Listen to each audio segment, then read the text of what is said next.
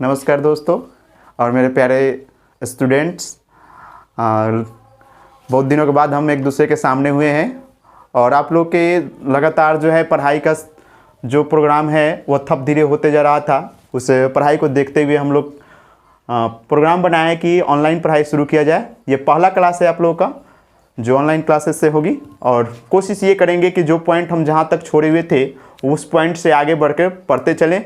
और उम्मीद ये करते हैं कि आप घर पर ही बैठे बैठे जिस प्रकार क्लास में बैठकर मेरी बातों को सुनते हैं और ध्यानपूर्वक उन्हें ग्रहण करते हैं, इस ऑनलाइन के माध्यम से भी उसी प्रकार आप जब भी बैठिए कॉपी किताब लेकर बैठें, कॉपी और पेन को लेकर बैठें और जो भी पॉइंट हम पढ़ा रहे हैं उसको ध्यान से पढ़ते रहिए। कहता है कि मतलब एक ही दिन में कोई अगर ये चाहे कि हम लोग एक ही दिन में 10 घंटा पढ़ के और पूरे पढ़ाई को कंप्लीट कर ले तो नहीं होगा। और अगर हम धीरे धीरे करके 1-1 घंटे 2-2 घंटे करके पढ़ते रहें, लगातार पढ़ते रहें तो हम एक दिन अपने मंजिल तक ज़रूर पहुंच जाएंगे।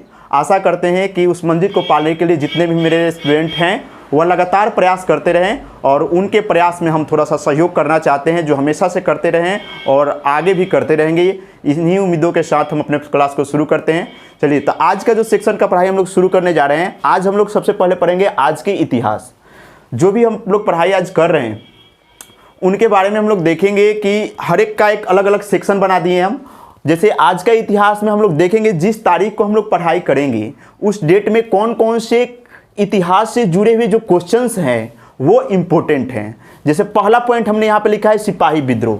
तो आप ध्यान से देखिएगा कि ये सिपाही विद्रोह क्यों इम्पोर्टेंट हो गया है आज, तो ध्यान से देखिएगा। आज तारीख कौन सा है? 11। ये डेट आप याद रखेंगे। आज का डेट जो है वह है 11 मई और 11 मई में सबसे पहला पॉइंट हमने लिखा है तो सिपाही विद्रोह लिखा है। कौन सा?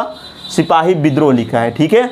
और सिपाही विद्रोह में देखिएगा, वैसे तो हम लोग को जानकारी प्राप्त है कि 1857 की क्रांति जो हुई थी वह 10 मई से शुरू हुई थी। अगर आपको नहीं पता है तो ये पॉइंट भी आपके एग्जाम व्यू से बहुत इंपॉर्टेंट है कि भारत की प्रथम जो स्वतंत्रता संग्राम हुई थी वह कब हुई थी, तो याद रखेंगे कि 10 मई 1857 ईस्वी को।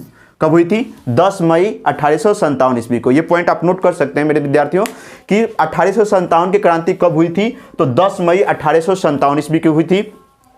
दूसरी बात, हमने यह डेट 11 क्यों लिखा है तो इस 11 के बारे में जानकारी प्राप्त कर लेंगे। यह 10 मई को जो सिपाही विद्रोह आरंभ हुआ था वह मेरठ में आरंभ हुआ था, मेरठ से आरंभ हुआ था। और सबसे महत्वपूर्ण बात यही है कि अगर कोई सबसे पहले एग्जाम में आप बिहार बीपीएससी का एग्जाम देने जाइएगा तो आपके लिए सबसे इंपॉर्टेंट क्वेश्चन यही पूछता है कि 1857 की क्रांति जो हुई थी, ठीक है, कहाँ से हुई थी, तो वह क्रांति हुई थी मेरठ से हुई थी। दूसरी बात, मेरठ में कितने तारीख से हुआ था, तो 10 मई से हुआ था। तो ये 11 तारीख क्यों से लिखे हैं सर, तो 11 तारीख इसलिए लिखे हुए हैं कि 11 तारीख को हमारे देश के जो सैनिक थे वह विद्रोह करते हुए कहाँ पहुंचे थे, वह पहुंचे थे दिल्ली में। और 11 मई को दिल्ली में 1857 की क्रांति की जो हुई थी शुरुआत हुई थी। कितने तारीख को हुई थी? 11 मई को। तो ये इंपॉर्टेंट बात है कि दिल्ली में अगर आपसे पूछा जाएगा कि दिल्ली में 1857 की जो क्रांति हुई थी कितने तारीख से शुरू हुई थी, तो वह 11 मई से। और आज डेट भी कौन सा है? 11 मई। इस तरह से हम आसानी से याद रख सकते हैं कि आज डेट है 11 और 11 मई को ही 1857 की क्रांति क्या हुई थी? शुरू हुई थी। चलिए दूसरा पॉइंट देखते हैं। दूसरा पॉइंट हमने लिखा है क्या, तो सोमनाथ का मंदिर। सोमनाथ का मंदिर आपने इतिहास में पढ़ा होगा। यह वही सोमनाथ का मंदिर है जिस पे 1024 ईस्वी में 1024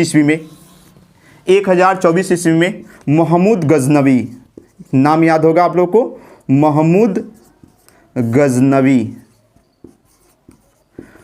गजनवी ने इस पर आक्रमण करके और इसे ध्वस्त किया था। और आज के पॉइंट में ये इंपॉर्टेंट इसलिए है सोमनाथ का मंदिर क्योंकि आज के तारीख के दिन ही 11 मई 1951 को जब हमारा देश आज़ाद हो चुका था, हमारा संविधान लागू हो चुका था, उसके बाद इसका फिर से निर्माण किया गया और 11 मई को उसका उद्घाटन किया गया। और यह उद्घाटन कौन किया, तो यह उद्घाटन हमारे बिहार के नेता और यह कह सकते हैं भारत के सबसे प्रथम राष्ट्रपति जिनका नाम है डॉक्टर राजेंद्र प्रसाद ने,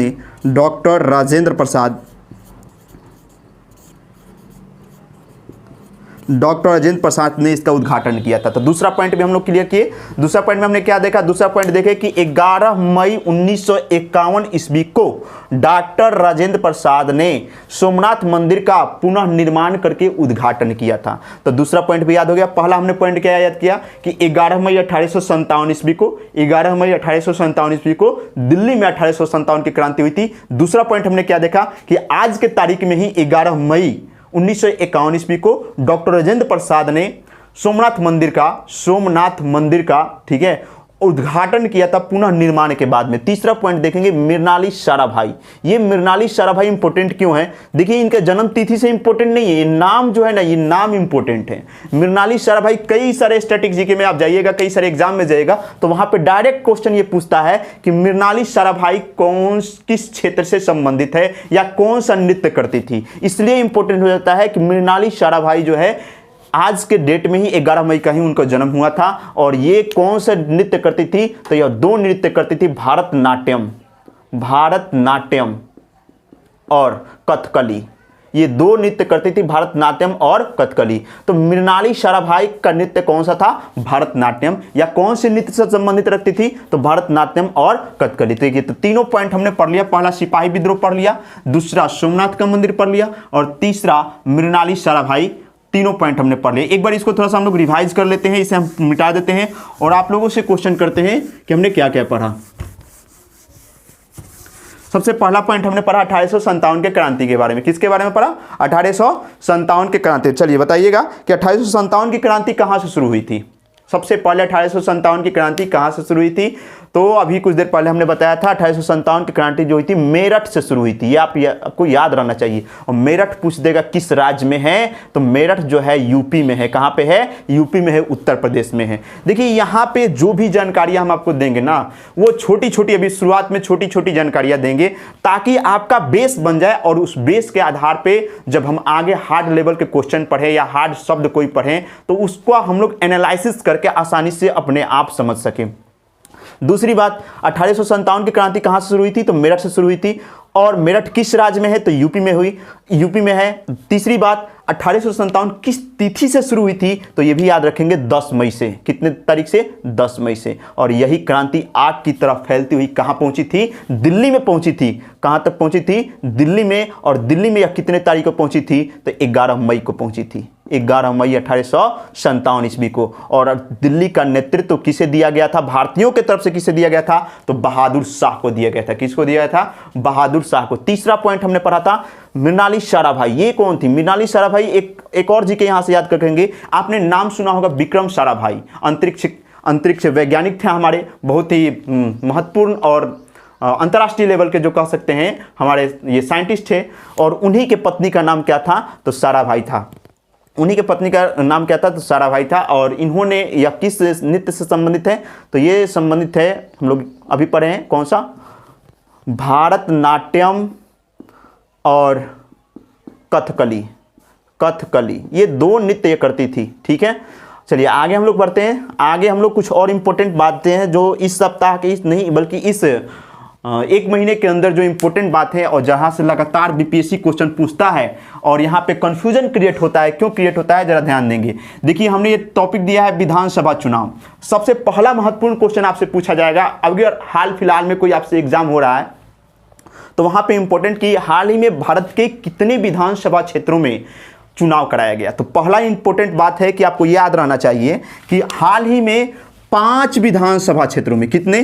5 विधानसभा क्षेत्र में, 5 विधानसभा क्षेत्र में जो हुआ है वह चुनाव हुआ है। किसका? विधानसभा का चुनाव हुआ है। अब सबसे पहली बात कि इन 5 विधानसभा के जगह क्षेत्र के आधार स्थान पर आपको दे सकता है। दूसरा क्वेश्चन आपसे घुमा कर पूछेगा। देखिए कैसे घुमा कर पूछेगा आपसे कि 2021 में हाल फिलहाल में कितने राज्यों में चुनाव हुआ है। जब राज्य की संख्या पूछेगा तो आपका राज्य की संख्या 4 होगा, क्योंकि एक जो क्षेत्र है पुदुचेरी, यह राज्य नहीं है, जब ये क्या है? केंद्र शासित प्रदेश है। तो अगर राज्य की संख्या पूछता है तो 4 बताएंगे, अगर केंद्र शासित प्रदेशों की संख्या पूछेगा तो 1 बताएंगे, अगर टोटल पूछेगा तो कितना बताएंगे? तो टोटल हम 5 बताएंगे। टोटल कितना बताएंगे? 5 बताएंगे। ये भी याद रखने योग्य बात है कि 2021 में हाल ही में विधानसभा के कितने चुनाव हुए हैं? तो 5 क्षेत्रों में हुए, 4 राज्य में और 1 केंद्र शासित प्रदेश में। पहला इंपॉर्टेंट क्वेश्चन। दूसरी बात, अब आपसे बीपीएससी क्वेश्चन कैसे पूछेगा ये थोड़ा सा ध्यान से देखिए।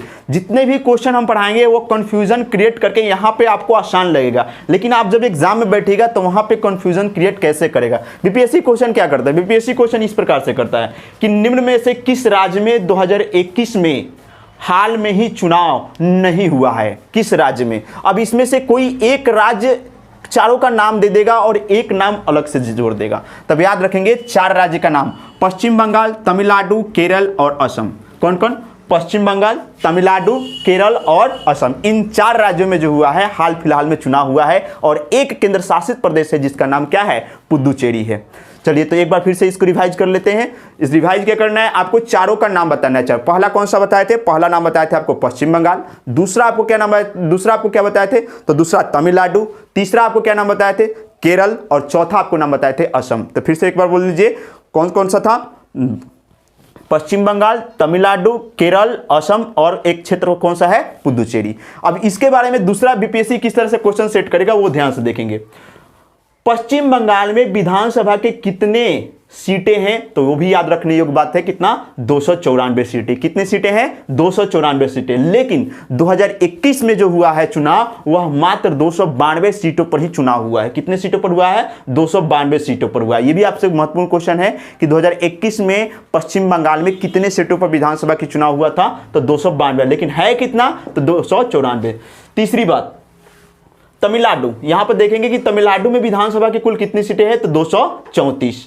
केरल में कितना है? 141। लेकिन हुआ कितना पर है? 140 में। ठीक है। उसके बाद देखेंगे यहां पे असम में, देखेंगे असम में विधानसभा की कुल कितनी सीटें हैं? 126। और पुदुचेरी में कितना है? 30। चलिए तो एक बार देख लेते हैं फिर से इसको। पश्चिम बंगाल में बोलिए कितना होता है? 294। उसके बाद असम में कितना है?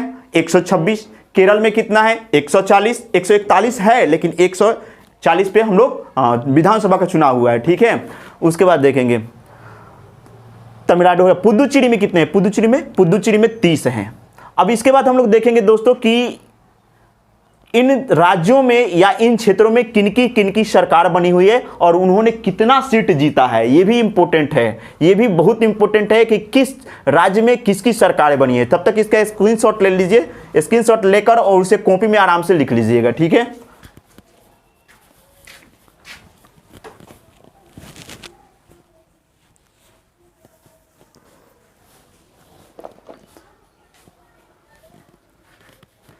चलिए स्क्रीनशॉट ले लिए। अब आगे देखेंगे। देखिए पश्चिम बंगाल में टीएमसी की सरकार बनी है। किसकी सरकार बनी है? टीएमसी, तृणमूल कांग्रेस पार्टी की बनी हुई है। और तृणमूल कांग्रेस पार्टी ने 294 सीटों में से कितना सीट हासिल किया है? तो यह भी याद रखेंगे 214 सीट याद रख। कितना? 214। उसके बाद देखेंगे तमिलनाडु में कितने कुल सीटें थी? 234 थी। और यहां पे सरकार बना हुआ है किसका? तो डीएमके का। और यह कितने सीट हासिल किए हैं? तो 152। ये क्वेश्चन पूछ सकता है आपसे कि तमिलनाडु में जो है, तमिलनाडु में डीएमके ने कितनी सीट जीतकर अपनी सरकार बनाई? तो याद रखेंगे 152। उसी प्रकार आप देखेंगे केरल में कुल 141 सीटें हैं लेकिन 140 पर मत किया गया है। और यहां पे जो सरकार जो बना हुआ है वह लेफ्ट की सरकार बना हुआ है। और लेफ्ट ने कितने सीटें जीते हैं? तो 97। कितने सीटें? 97 का। उसी प्रकार असम में 126 सीटें था और गठबंधन था बीजेपी और जेडीयू का। और वहां पे इन्होंने 77 सीटें हासिल किया है। कितना? 77 ने। और बीजेपी ने यहां पे सरकार बनाया। फिर उसके बाद देखेंगे पुदुचेरी में 30 सीटें थी और यहां पे एनडीए और बीजेपी का ही सरकार बना हुआ है जिसमें 16 सीटें जीतकर इन्होंने यहां पे सरकार बनाया है। तो ये पॉइंट हम लोग याद कर करेंगे। अब एक बात थोड़ा सा हम लोग इसको फिगर से भी समझ लेंगे कि ये राज्य है कहां पे, क्योंकि फिगर याद रखने ऐसे करने से क्या होता है कि आपको जो राज्य है भारत के किस दिशा में है वो भी आपको याद हो जाता है। तो ध्यान से देखेंगे यहां पे ये जो दिखाई दे रहा है ये वाला, यह है पश्चिम बंगाल। और पश्चिम बंगाल में किसकी सरकारें बनी हुई हैं? पश्चिम बंगाल में सरकार बनी हुई है किनकी? तो टीएमसी के। और यहां के मुख्यमंत्री कौन बने हुए हैं? यहां का मुख्यमंत्री कौन बनी है? तो आप लोग जानते हैं तीसरी बार मुख्यमंत्री बनी है ममता बनर्जी। कौन सी? ममता बनर्जी। कौन बनी है? ममता बनर्जी। उसके बाद देखिएगा दूसरा राज्य है यहां पे असम। ये असम हो गया। और असम में मुख्यमंत्री, नए मुख्यमंत्री कौन बने हुए हैं? तो असम के मुख्यमंत्री का नाम हम लोग याद करके रखेंगे, हेमंत बिस्वा शर्मा। हेमंत बिस्वा शर्मा यहाँ के नए मुख्यमंत्री बने हैं। उसी प्रकार देखेंगे केरल में, केरल देखिए यहाँ पे है केरल, है ना, ये केरल रहा। और केरल में कौन बना है? पी विजयन, जो पहले से मुख्यमंत्री ही थे। पी विजयन यहाँ से पहले से ही मुख्यमंत्री थे और इन्हीं का फिर से सरकार बना हुआ है। कहाँ पे? केरल में, ठीक है। उसके बाद देखिएगा असम, असम में जो नए मुख्यमंत्री बने हैं यहाँ पे असम में, ये तो बता दिए, ठीक है। तमिलनाडु, तमिलनाडु, तमिलनाडु में यहाँ पे देखेंगे, तमिलनाडु में मुख्यमंत्री जो बने हुए हैं, तमिलनाडु के मुख्यमंत्री, तमिलनाडु के मुख्यमंत्री कौन बने? एम.के. Stalin, MK. स्टालिन, ये बने हुए हैं। तो सभी के मुख्यमंत्री के नाम याद रखेंगे। उसी प्रकार पुदुचेरी, पुदुचेरी के मुख्यमंत्री कौन बने हुए? N Rangaswamy, N Rangaswamy. कि पांचों के पश्चिम बंगाल के ममता बनर्जी, पश्चिम बंगाल के कौन? ममता बनर्जी। तमिलनाडु का कौन? तमिलनाडु का एम.के. स्टालिन। केरल का कौन? पी विजयन। असम का कौन? हेमंत बिस्वा शर्मा, हेमंत बिस्वा शर्मा। पुदुचेरी का कौन? एन रंगास्वामी। ये बहुत इंपॉर्टेंट है, पुदुचेरी के मुख्यमंत्री कौन है? एन रंगास्वामी। चलिए इसको स्क्रीनशॉट ले लीजिए। एक बात और आपको बता देना चाहते हैं कि पुदुचेरी, देखिए पुदुचेरी में मुख्यतः 4 जिलों का बना है। कितने जिलों का? 4 जिलों का। देखिएगा चारों जिलों का नाम क्या है। देखिए ये पुदुचेरी में एक जिला, इसका नाम है पुदुचेरी। दूसरा जिला यहाँ पे है ये वाला, और इसका नाम है कराईकल। ये क्वेश्चन भी पूछा हुआ है, कराईकल। उसी प्रकार यहाँ से देखेंगे माहे, ये तीसरा हो गया, और चौथा यमन। तो 4 जिला इसमें शामिल है। कौन कौन है? पुदुचेरी है, यमन है, कराईकल है, माहे है। दूसरा क्वेश्चन आपसे पूछ सकता है कि पुदुचेरी जो है कितने राज्यों से संबंधित रखता है? तो ये 3 राज्यों से। कौन कौन राज्यों में ये फैला हुआ है? तो ध्यान देंगे, यह तमिलनाडु में फैला हुआ है, केरल में फैला हुआ है और आंध्र प्रदेश में। ये भी आप याद रखेंगे कौन कौन। तमिलनाडु, तमिलनाडु को TM से लिख देते हैं, और फिर उसके बाद केरल, और फिर उसके बाद आंध्र प्रदेश, आंध्र प्रदेश। इन 3 राज्यों से ये फैला हुआ है। कौन? तो पुदुचेरी, ठीक है। इसका स्क्रीनशॉट आप ले सकते हैं, ले लीजिए।